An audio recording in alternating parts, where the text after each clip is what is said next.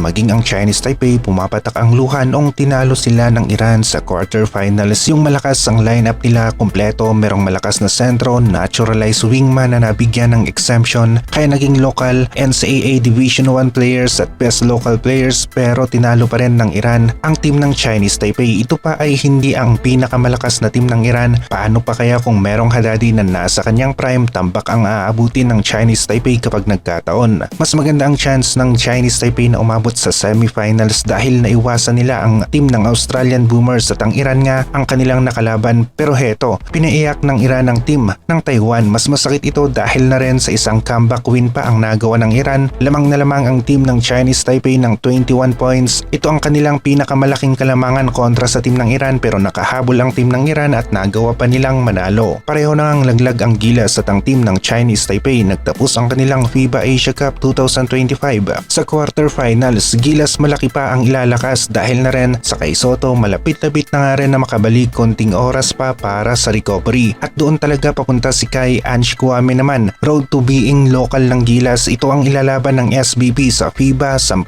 taon na naghintay para makwalify sa 10 years residency guideline na hindi pwedeng baliwalain ng FIBA. Meron pa tayong ibang top players na kagaya na lamang ni Renzo Bando, Jordan Heading at iba pa na pwedeng maging option ng gilas para sa konting adjustment kung meron mang injury. Ang ibang gilas players natin, 100% tayo na Australia ang magcha-champion. Nakita natin ang kanilang lakas, solid ang rotation ng mga players, walang tapon, kada palitan malakas na player ang pumapalit. Sila rin ang may pinakamalakas na depensa na nakita natin na hindi magawa-gawa ng gilas na makaangat sa 20 points barrier na kalamangan ng Australia. Hindi kagaya ng laro natin kontra sa team ng New Zealand, kahit papaano talagang tayo ay lumaban. Ang naging kaibahan, yung bilis at laki ng Australian Boomers na nagagamit nila ng maayos sa opensa at depensa, at New Zealand ang isa sa malapit-lapit na pwedeng tumapat sa team ng Australia, at sila rin ang nakikita natin na maghaharap sa finals ng FIBA Asia Cup 2025, New Zealand at Australian Boomers. Maganda pa rin ang nagawa ng gilas dito sa FIBA Asia Cup, isa pa rin sila sa powerhouse team dito sa Asia. Hindi nga rin natin nakakalain na sa quarterfinals magtatapos ang laro ng gilas dahil hindi natin may pagkakaila ang paglakas rin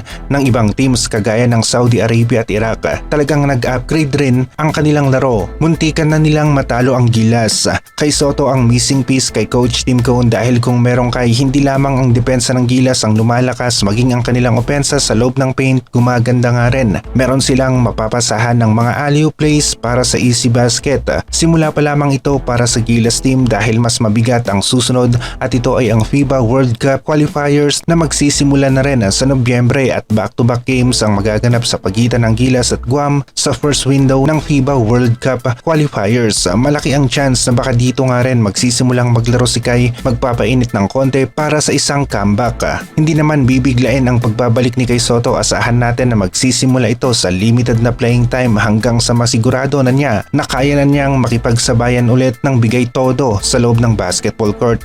Magkakaroon ng rematch ang Gilas at New Zealand pagdating ng second window ng FIBA World Cup qualifiers. Muling magkaharap ang dalawang teams na ito at posible na magawa ulit ng Gilas na talunin ang team ng New Zealand dahil na rin sa sigurado na tayo na meron na ngang isang Kai Soto ang Gilas sa Pebrero ng 2026. Idagdag pa natin na baka may chance na maging local na rin si Ange Kouame. Kai Soto at Ange Kouame sa 2026 laban sa team ng New Zealand, tapos kasama pa ang mainit na shooting ni Dwight Ramos at Kikyo na merong JB. Mukhang magiging magandang laban ng Gilas at New Zealand sa 2026 second window ng FIBA World Cup qualifiers. Kapag naglaro ang AJ Edo, Junmar, Kai Soto at Ange Kouame, magiging solid ang rotation ng mga bigs natin. Mukhang magiging unstoppable ang Gilas sa FIBA World Cup qualifiers, at ito ang isa sa kailangan rin natin, isang malakas na team para ma-qualify sa FIBA World Cup.